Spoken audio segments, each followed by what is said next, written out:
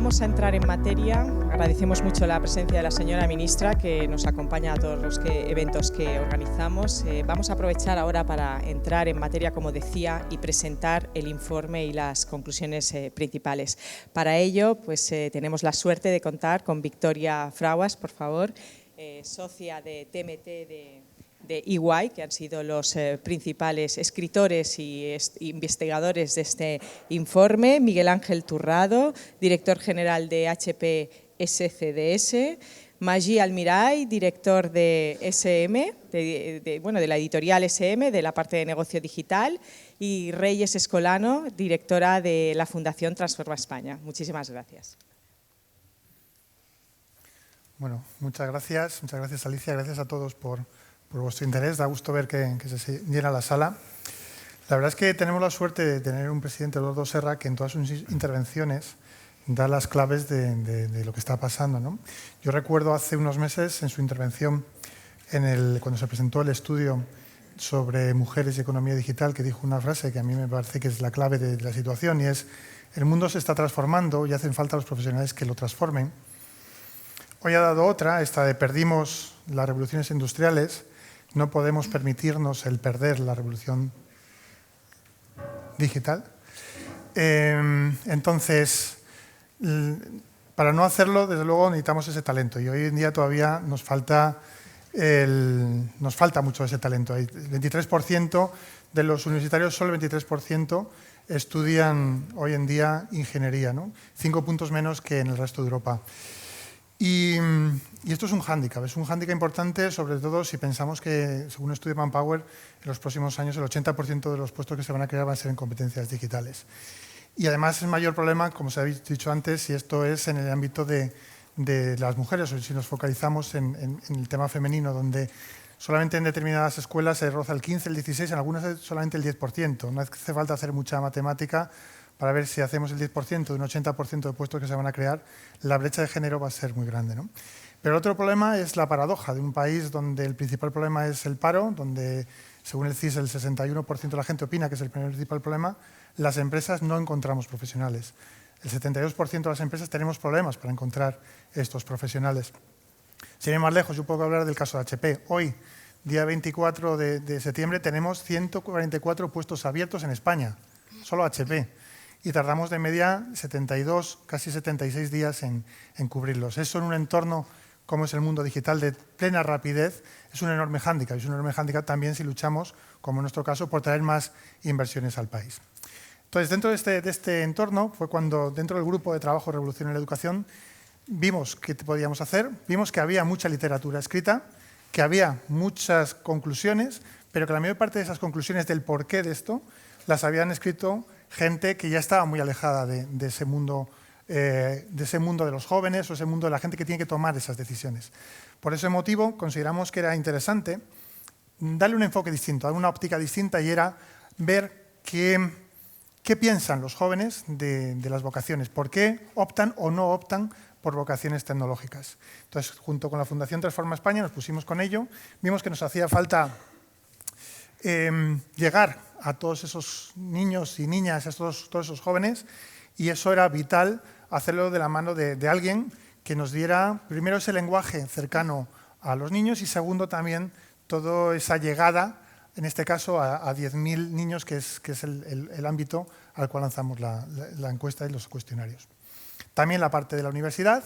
Aquí en HP pusimos varias universidades, contacto con universidades, Transforma España, también Vodafone nos ayudó. Por ahí vi antes a Rebeca, ahí está Rebeca, que también nos echó un cable importante, muchas gracias. Y con esos datos dijimos, lo siguiente que nos hace falta es alguien que nos ayude a interpretarlos, a sacar esos insights, esos todos conocimientos de todos esos cuestionarios, preguntas y entrevistas que íbamos a hacer, ¿no? Y tuvimos la enorme suerte de contar con EY, que el equipo de Victoria, y en especial Beatriz, que no sé dónde estará por aquí, pero que ha hecho un trabajo excepcional. Todo EY ha sido vital en obtener este trabajo que hoy os presentamos, y creo que es único porque aborda esta problemática desde una óptica que no se había abordado hasta ahora, que es la qué opinan los jóvenes, ¿no? Entonces, desde aquí pues quiero, como responsable de la línea, dar las gracias a todos los que nos habéis ayudado, a todo este equipo, que además nos lo hemos pasado fenomenal haciéndolo, ¿no? Y ya sin más diámbulo, lo que le cedo la palabra es a Victoria. Perfecto. Vale, pues si queréis yo me levanto y os lo voy contando, que estoy más acostumbrada a contarlo así.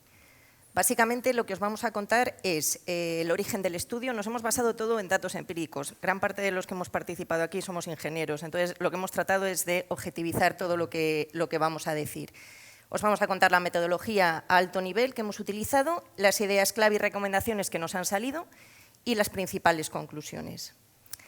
En cuanto al origen del estudio, bueno, lo que hemos visto es que los estudiantes matriculados por rama, si los diferenciamos tal y como lo hace el Ministerio de Educación, podemos ver que en la parte de Ingeniería y Arquitectura la pendiente de caída es muchísimo mayor que en el resto de ramas.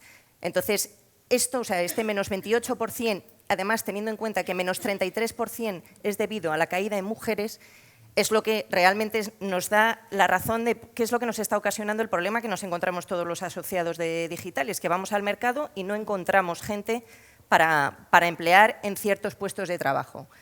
Básicamente tenemos 10.000 empleos vacantes en España porque no tenemos gente con estudios STEM. Y lo que se ha visto es que entre 2017 y 2022 la digitalización va a ser responsable de crear más de 1.250.000 puestos de trabajo. Entonces hay que hacer algo. Claramente.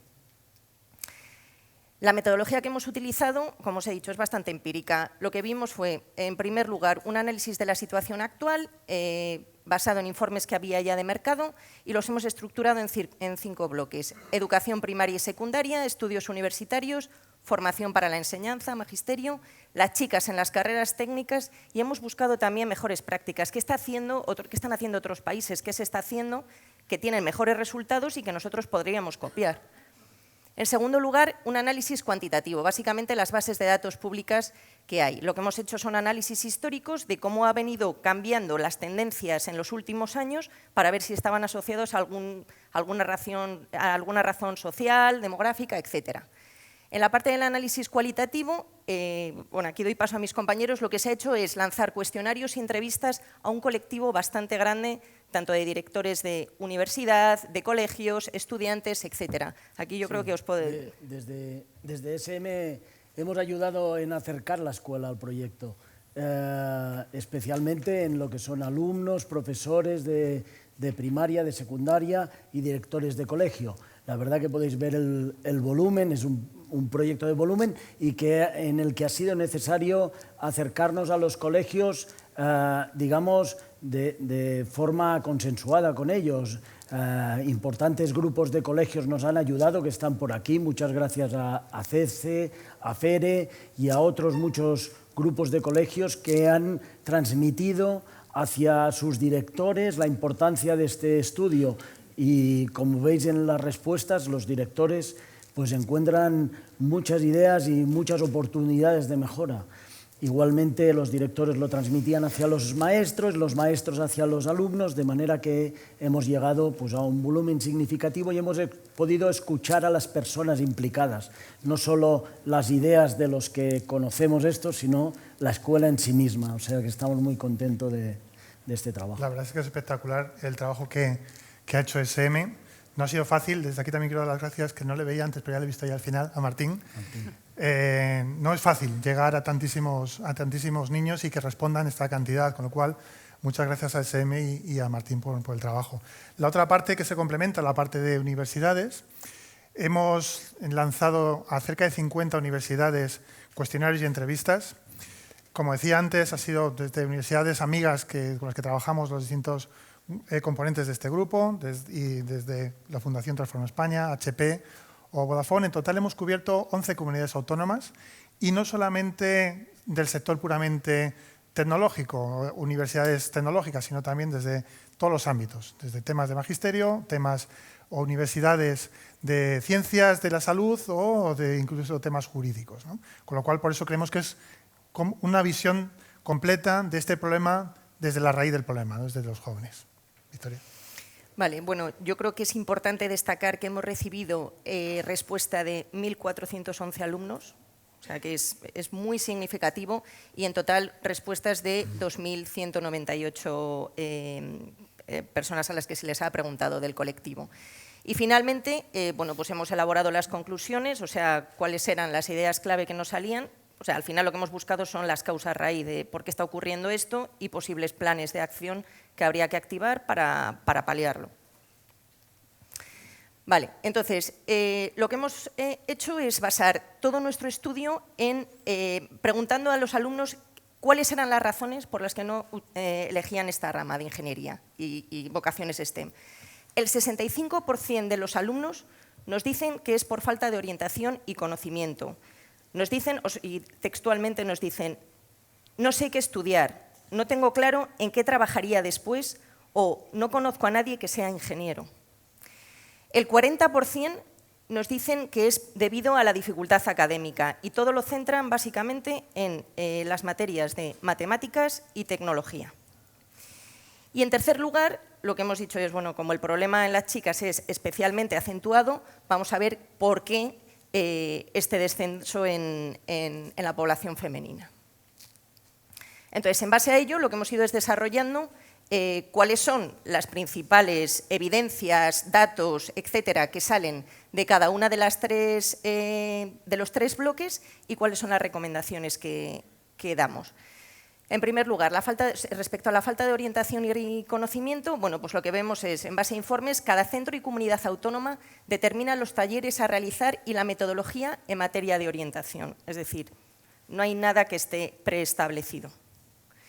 El 59% de los directores de colegio nos dicen que considera que los profesores de sus centros no reciben la formación necesaria para orientar a los alumnos en la elección del itinerario. Por lo tanto, o sea, al final a los niños, si no les educamos desde pequeños en las posibilidades que van a tener en función de lo que vayan eligiendo, malamente lo van a elegir o probablemente se equivoquen. Más del 30% de los alumnos demandan más charlas con profesionales y un 31% visitas a empresas para saber qué es lo que hacen, a qué se dedican. El 25% de los alumnos aseguran que no escogerían formarse en ingeniería y arquitectura por desconocimiento de sus oportunidades laborales. Y solo el 38% de los alumnos, de los directores dicen que los alumnos de secundaria de sus centros tienen claro lo que quieren estudiar y mantienen el itinerario elegido inicialmente. Esto al final lo que nos lleva es, oye, ¿qué podemos hacer al respecto? Pues claramente que en los colegios existan departamentos exclusivos de orientación que se les puede ofrecer a los niños qué van a hacer en un futuro. Formación a los docentes en orientación y entorno laboral, es decir, que los propios profesores también sean capaces de transmitirlo. Nuevas metodologías de orientación, es decir, visitas a empresas, charlas con profesionales, etcétera, que además esto yo creo que lo podemos fomentar bastante todos los asociados. Y mapas interactivos de los itinerarios en las propias webs del Ministerio, etc. En segundo lugar, la dificultad académica. Aquí al final lo que hemos visto es que la dificultad académica la podemos dividir en dos vertientes, por la parte de la formación del alumno y por la parte de la formación del docente.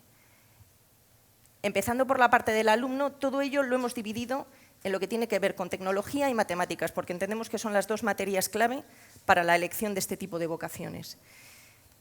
Partimos de una base que no sé si la conocéis todos, la tecnología no es obligatoria en ningún curso, ¿vale? Ahora mismo en el plan de estudios.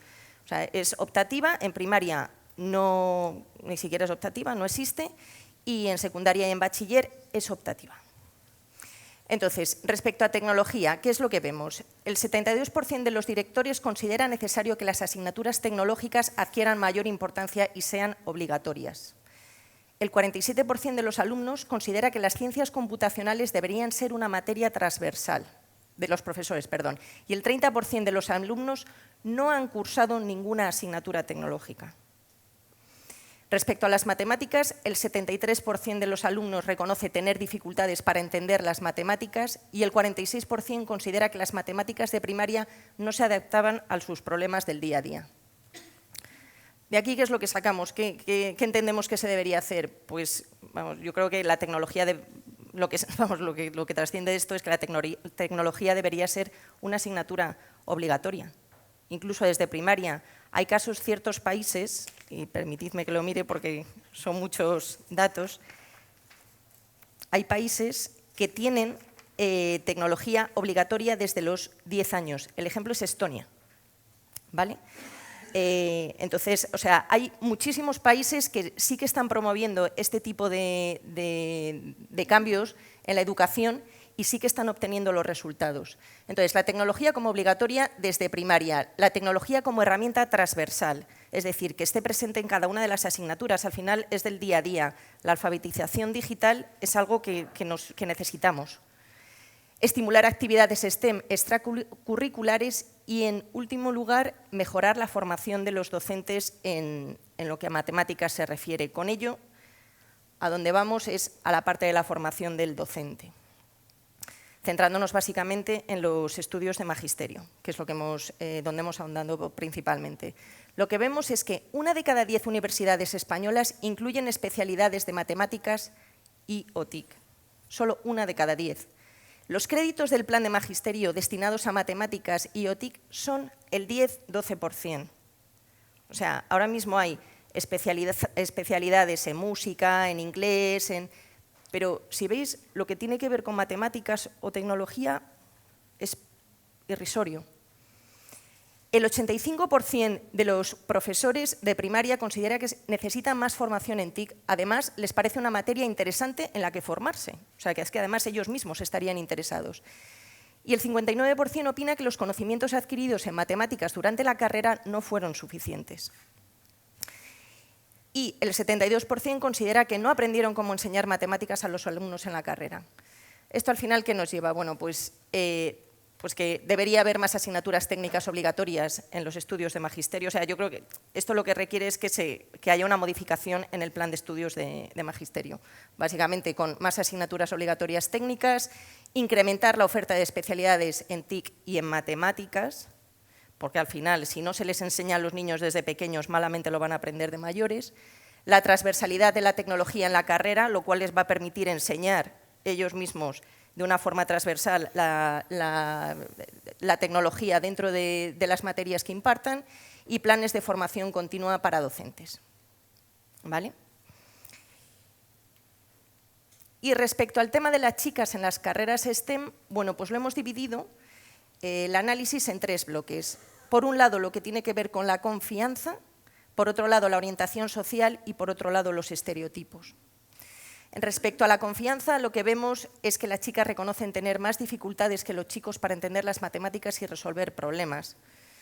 De hecho, hemos encontrado un estudio americano en el que hicieron una prueba, ¿no? Cogieron una serie de niñas asiáticas, de ascendencia asiática, y les comparaban a un grupo de ellas, les decían que les iban a comparar en materia de matemáticas con niñas afroamericanas y a otro grupo con niños. El resultado es que cuando les comparaban con niños, el resultado era muchísimo peor. O sea, al final, las niñas con 15 años, pues es verdad que tienen una falta de confianza, y eso yo creo que hay que reforzarlo y ayudarles a que tomen las decisiones correctamente, ¿no? Con distintos procedimientos. Por otro lado, los chicos consideran que dominan bastante o mucho la tecnología en mayor medida que las chicas. Pues lo mismo, o sea, un tema de confianza. Luego también hay un tema de orientación social. O sea, las chicas consideran que es importante estudiar algo que permita estar en contacto con las personas y ayudarles a diario, especialmente cuando tienen, pues eso, 15 años, en plena adolescencia, ¿no? Y respecto a los estereotipos, bueno, pues el 76% de los directores de universidad considera que todavía existen determinados estereotipos relacionados con el género de los estudiantes y las carreras. Lo que nos encontrábamos también es que, cuando hacíamos las encuestas, etcétera, que los padres esperan más que sean los chicos los que estudien ingeniería que sean las chicas. O sea, sus hijos, no sus hijas. Y las chicas con modelos femeninos científico-tecnológicos muestran mayor interés en materias STEM al de aquellas que no tienen, 41% versus 26%. Y lo que hemos visto también es que además les crece la confianza, es decir, si tienen estereotipos de mujeres con este tipo de perfiles y vocaciones, les aminora la desconfianza que tienen en sí mismas, ¿no? Como planes de acción, promover la visión más social del universo STEM, usar la publicidad y los medios de comunicación para visibilizar las oportunidades y promover claramente el contacto de las niñas con mujeres que estén trabajando y que tengan impacto en trabajos STEM, en rama STEM. Vale, yo creo que estos son, el estudio ha sido bastante amplio, podéis verlo, o sea, tiene detalle de todo tipo, tenemos ejemplos, otros países, etcétera, pero básicamente yo creo que los principales temas que queríamos destacar son estos, o sea, que se estudie la posibilidad de reformas en los planes de educación, tanto de magisterio como en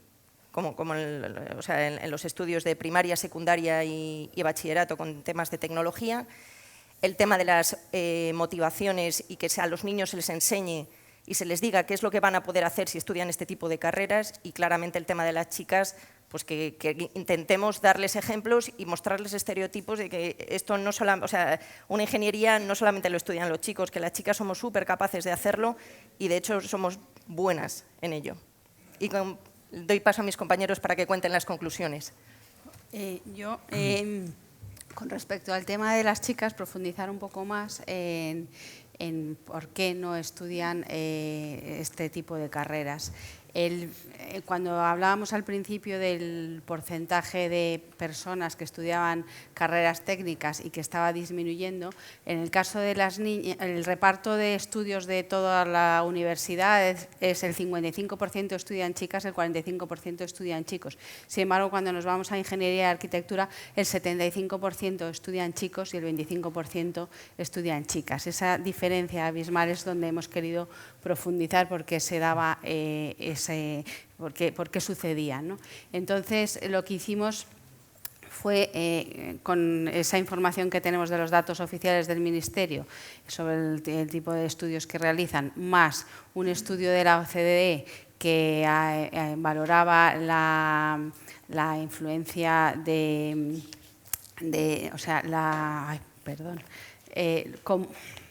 voy a decir exactamente el título del documento, era el ABC de Igualdad de Género en Educación de la OCDE. Había 3 razones por las que las chicas no estudiaban este tipo de carreras. Y era una, porque tenían mucha menos confianza; 2, porque había motivos de carácter social; y el tercer motivo era porque las chicas preferían porque hay una combinación de estereotipos y expectativas sociales que hace que dificulte el estudio de estas carreras. Entonces, la confianza en sí misma se reflejaba en 3 datos. Ellas piensan que son peores en la resolución de problemas. Ellas directamente les preguntan y dicen: no, a nosotros se nos da fatal, a mí se me da fatal resolver problemas, y lo ponían directamente como resultado en las preguntas. Luego, me provoca ansiedad, estudiar matemáticas me provoca ansiedad, me estreso.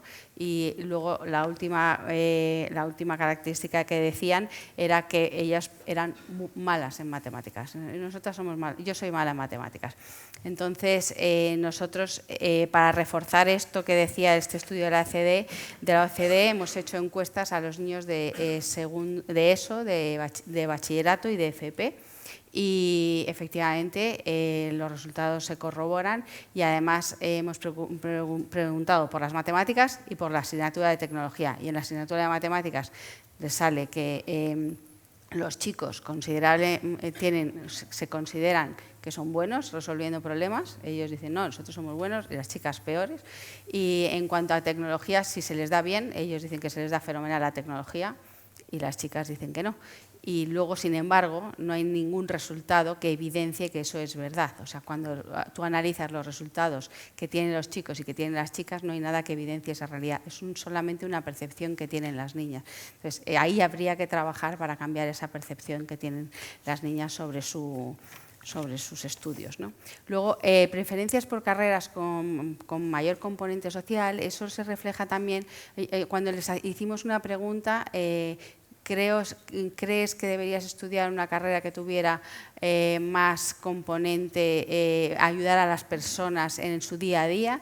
Las chicas salen claramente superior a los chicos. Entonces, Por eso también se refleja que las únicas carreras que tienen un incremento, y sobre todo en chicas, un incremento de estudio y sobre todo en chicas, son las de ciencias de la salud, porque ese componente social ahí lo resuelven fenomenal, porque ayudan las medicinas, enfermerías, etcétera, tienen ese componente social, con lo cual ellas se identifican mejor con ese tipo de carreras. Por eso las chicas, habría que incidir mucho en que esas ingenierías tecnológicas, etcétera, pueden también tener ese componente social para resolver ese tipo de vocaciones. Y por último, combinación de estereotipos y expectativas sociales. Como decía antes Victoria, los padres quieren que los chicos tienen como una visión muy superior a que los chicos estudien carreras tecnológicas, a que lo hagan las chicas.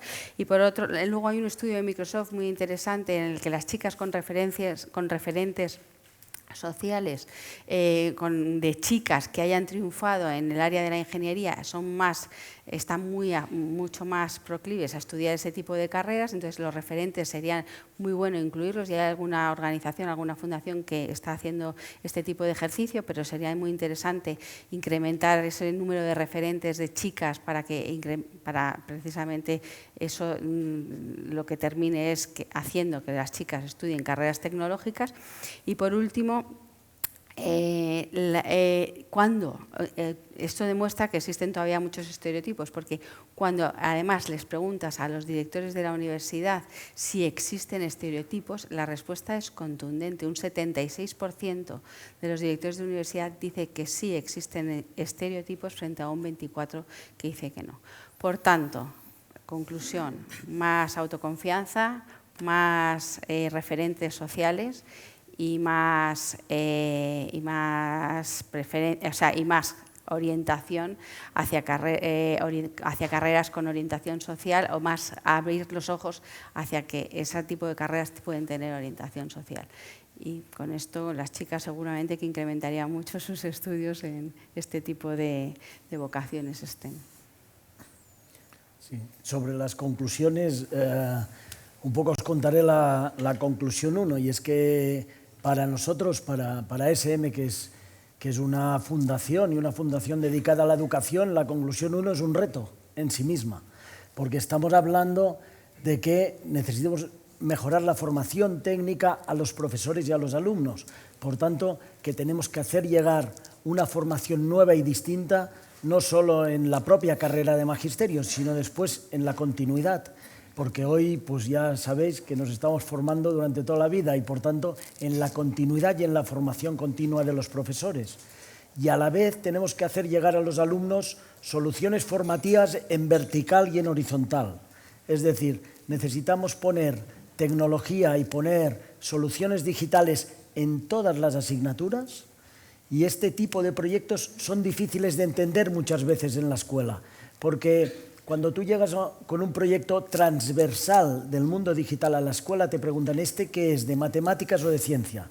O como nosotros estamos comprando los libros de gratuidad, pues tenemos 50 euros para mates y 15 euros para tal y 20. Y dices, pues no, es que tenemos una idea transversal y entonces no puede entrar. Yo animo a las escuelas, a las instituciones a crear espacios de metodologías transversales que nos ayuden a hablar del mundo digital de una forma global, más allá de las propias asignaturas, sino de una forma común. Y también a la vez de tomar las asignaturas tecnológicas verticales y llevarlas al currículo, y llevarlas, como decíamos antes, a un espacio donde se acerque la tecnología pues a la lengua, a las matemáticas, al resto de asignaturas, porque es la realidad, porque hoy, pues como hemos visto, salen los niños y lo que se encuentran en el mundo son retos del mundo digital, y les tenemos que ayudar a trabajar esos retos. O sea que para nosotros la conclusión 1 pues nos parece súper bonita y un reto de futuro. Como estamos ya fuera de tiempo, no me voy a extender sobre la 2, solamente quedarnos con 2 conclusiones en la orientación. La orientación es clave, y es clave para reducir brechas no solamente la brecha de género y que las niñas sean conscientes de que hay una enorme oportunidad, como decía antes Reyes, sino que además pueden hacer temas sociales si les interesa o lo que quieran, porque esto no va solo de ingenieros o va de programadores, esto va de que los médicos tendrán que programar algoritmias, es pura algoritmia la medicina, mucha parte tiene algoritmia.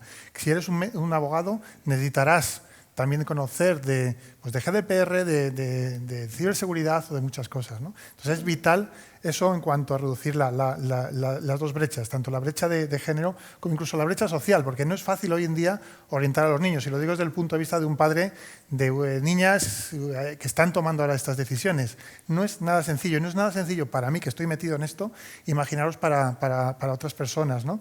Con lo cual hay que simplificar todo esto, porque es un auténtico sudoku el conseguir que un niño sepa qué asignaturas tiene que cursar para llegar a una determinada titulación universitaria, ¿no? Para mí son las dos conclusiones, orientación y simplificación. Y bueno, nada más, muchas gracias de verdad, gracias a todos los compañeros de este grupo de trabajo, gracias a los que estamos aquí, a Martín, a Beatriz, gracias a todos los que nos habéis ayudado, a Javier, que también lo he visto por ahí, y bueno, espero que todas estas conclusiones, que todas estas conclusiones pues lleguen germinen y, como lo dijo antes la ministra, pues se tomen determinadas medidas que nos vendrán bien para todos como país. Muchas gracias.